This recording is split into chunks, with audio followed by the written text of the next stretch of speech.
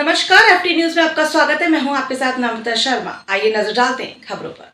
अनिरुद्ध आचार्य जी महाराज से महामंडलेश्वर धर्मगुरु मिर्ची बाबा जेल परिसर मिलने पहुंचे एवं गौरक्षा को लेकर के मुद्दों पर उनसे चर्चा की। आइए देखते हैं क्या दो संतों के बीच में चर्चा हुई।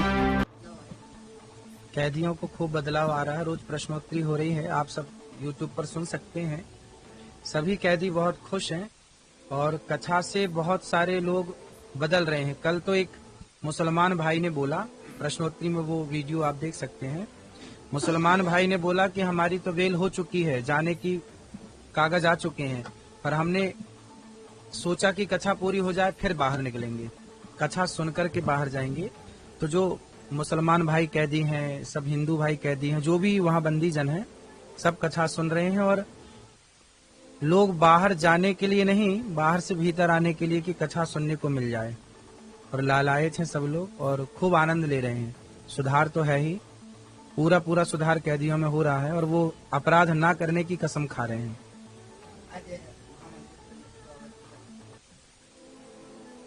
बिल्कुल, महाराज जी तो दर्शन देने आए हैं। संतों का दर्शन तो भगवान के दर्शन के तुल्य है, तो संत दर्श तो भगवत तुल्य दर्शन है। और भोपाल की पावन धरती पर ये पहली बार जेल से 7 दिन की कथा हो रही है और लाइव पूरी दुनिया देख पा रही है। और कैदी जो वहां पर हैं, निश्चित ही उन्हें अपने किए का पछतावा तो होता ही है। हम उनको बार बार यही समझाते हैं और आप सबके माध्यम से सबको यही कहेंगे, कोई भी ऐसा कार्य मत कीजिएगा। शराब पीना सबसे बड़ा, जो कैदी में जितने भी कैदी हैं 99% कैदी शराब की वजह से जेल में आते हैं। शराब पीते हैं, शराब पी करके वो कोई गलत निर्णय ले लेते हैं, क्रोध के वशीभूत होकर, नशे में आकर। इसलिए सबसे मूल है शराब। हमारे यहाँ कहा गया है, द्यूतम पानम स्त्रियः सूना यत्रा धर्मश्चतुर्विधा। जुआ शराब कभी नहीं खेलना चाहिए, जुआ शराब कभी नहीं पीनी चाहिए, क्योंकि ये महापाप में आती है और यही हर पाप की जड़ है शराब।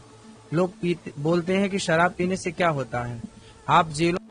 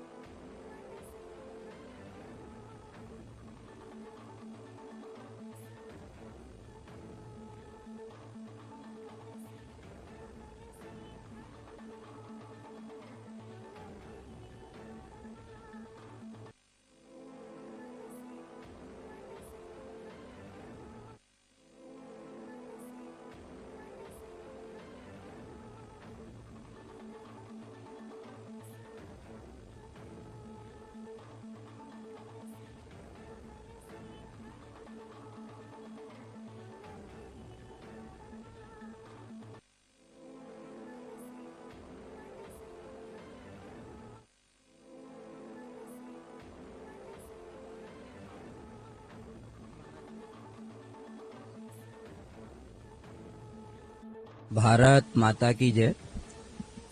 हमारे यहाँ धर्म को पल्लवित और पुष्पित करने का कोई बीड़ा उठाया है तो विद्वान आचार्य हैं जिन्होंने धर्म को स्थापित किया है। और अनिरुद्ध आचार्य जी की जो वाणी है वो इतनी सरल सहज कि जिसे पूरा देश सुनता है और उस पर अमल करता है। तो मेरा एक आपसे ही नहीं, जितने भी उत्तम कथावाचक हैं देश में, पंचायती निरंजनी अखाड़े का महामंडलेश्वर होने के नाते समय समय पे मिलते रहना और धर्म ध्वजा पूरे विश्व में लहराए, इसके लिए परामर्श करना। कल भोपाल आया, मुझे पता लगा कि यहाँ कथा चल रही है, तो उसी कथा के बीच में आचार्य जी के निजी सहायक से बात हुई। बात होकर के यहाँ जेल प्रशासन के प्रमुख हैं भांगड़े जी, उनसे भी चर्चा हुई। उन्होंने सहजता से कहा कि स्वामी जी, महाराज जी का समय बड़ा टाइट रहता है, फिर भी मैं बात करता हूँ। लेकिन हनुमान जी के लिए और संत के लिए किसी का समय टाइट नहीं रहता है, क्योंकि ये दोनों ही बड़ी विचित्र प्रकृति के होते हैं। क्योंकि बाबा जब आदमी बनता है तो सारे बवालों को छोड़ के बनता है, और जब बाबा की बात नहीं सुनी जाती है तो बाबा नाम बवाल हो जाता है। इसलिए हो जाता है कि मैं गौ माता को राष्ट्रीय माता घोषित करने की लड़ाई पहले भी लड़ रहा था और आज भी लड़ रहा हूं और अंतिम सांस तक लड़ूंगा, जिसके कारण आप समय समय पे पूछते भी रहते हो कि आप जेल गए। तो आज मैं आचार्य जी से भी कुछ परामर्श यही किया हूं कि जेल में जो भी कैदी है वो आपकी वाणी से तो सुधरेगा, लेकिन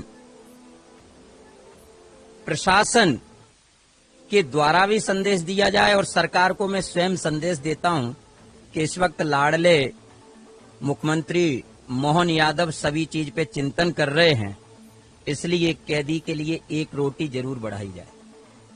और जिन कैदियों की पैरोल शीघ्र नहीं हो पाती है, तो मैं प्रशासन से निवेदन करना चाहता हूं कि उनकी पैरोल शीघ्र से शीघ्र मिले तो वो अपने परिवार में रह करके जरूर बदलाव लाएंगे। क्योंकि जितने भी अपराध होते हैं, इन अपराधों की वजह होती है या तो उत्तेजना, या महाराज जी ने बताया सुरापान। तो जब अच्छी सानिध्य में रहेंगे तो वो बदलाव जरूर करेंगे। और आशा करता हूं कि भोपाल सेंट्रल जेल में अभी जो वर्तमान में राकेश भांगड़े जी जो धर्म से जुड़े हैं, सिद्धांत से जुड़े हैं, भारत के संतों से जुड़े हैं, अच्छी भावनाएं उनकी हैं, ऐसा हर प्रशासनिक नियम के द्वारा और संविधान के द्वारा सारे काम धार्मिक होते रहेंगे। तो आशा करता हूं कि आचार्य जी की कथा से जरूर कैदी में बदलाव आए। बिल्कुल निश्चित सुधार आएगा। और गुरुदेव अप्रैल के माह में आए थे और एक दिन का सत्संग उन्होंने बंदी भाइयों के बीच में किया था। तो उस 1 घंटे के सत्संग में बंदियों में बहुत सा ज़्यादा उत्साह और ईश्वर के प्रति समर्पण और आध्यात्म से जुड़ाव का एक भाव जो महाराज जी ने वहाँ पर देखा। इस बात को देखते हुए महाराज जी ने उसी दिन बंदी भाइयों से कहा था कि वो एक दिन 7 दिन की कथा एक बार जैसे ही उन्हें समय मिलेगा बंदी भाइयों के बीच आएंगे और 7 दिन की कथा बंदी भाइयों को इसी जेल के अंदर सुनाएंगे। इसी बात को लेकर महाराज जी यहाँ पर 28 फरवरी से लेकर 5 मार्च तक 7 दिवसीय कथा के लिए यहाँ पर उपस्थित हैं और प्रतिदिन 4 घंटे लगभग कथाएं हो रही हैं। और महाराज जी बंदी भाइयों से प्रश्नोत्तरी में उनकी समस्याएं, उनकी जो व्यथा है वो सुन रहे हैं। वो किस तरह से जेल में आए, किन परिस्थितियों में उन्होंने अपराध किया, अब क्या वो अपराध करेंगे नहीं करेंगे, इस बात का वो संकल्प ले रहे हैं। और बंदी भाइयों में बहुत ज़्यादा चेंज और परिवर्तन दिख रहा है।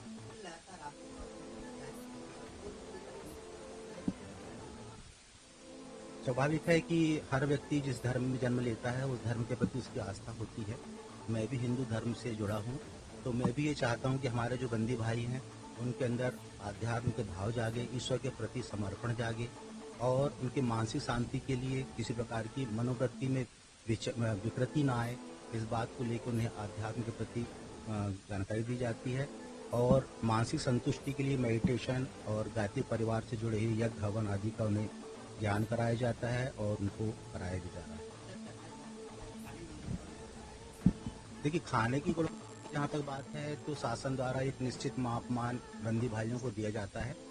और जिस तरह से हम बात करें, यदि हम बात करते हैं सब्जी की या रोटी की, तो एक विचाराधीन बंदी को 465 ग्राम आटा देने का प्रावधान है। 465 ग्राम में दोनों टाइम का आटा उसे दिया जाता है, जिसमें से 6 रोटी सुबह 6 रोटी शाम को दी जाती है। इसी तरह दंडित बंदी भाइयों को 2 रोटी ज़्यादा इसलिए दी जाती है कि वो श्रम करते हैं। माननीय न्यायालय द्वारा उसे सश्रम कारावासी सजा दी गई है।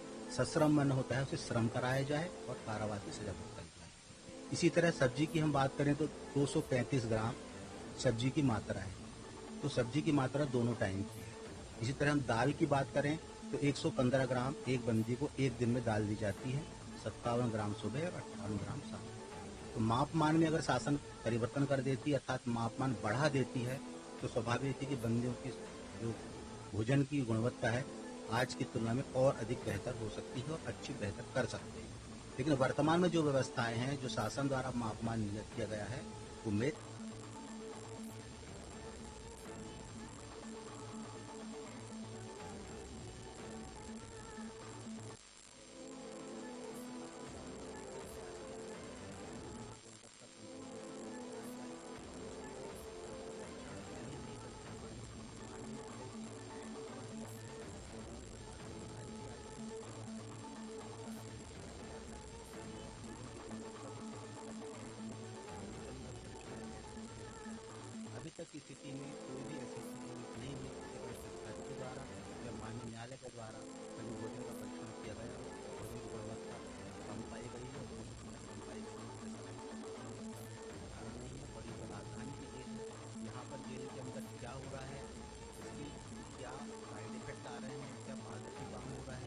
बात नहीं है और मैं अपने मुंह से नहीं कहना चाहता हूं कि मैंने अपने तरह से जितना मुझसे प्रयास हो सकता है मैं 100% 100% प्रयास करता हूं कि बंदी स्वस्थ रहें, सुखी रहें, पौष्टिक भोजन मिले और गुणवत्तापूर्ण भोजन उन्हें मिले ताकि वो अपने परिवार में जैसे वो यहाँ पर जेल पर आए थे उसी तरह स्वस्थ और अच्छी मानसिकता के साथ समाज की मुख्य धारा में जुड़े। ये मेरा प्रयास रहता है और यह प्राथमिकता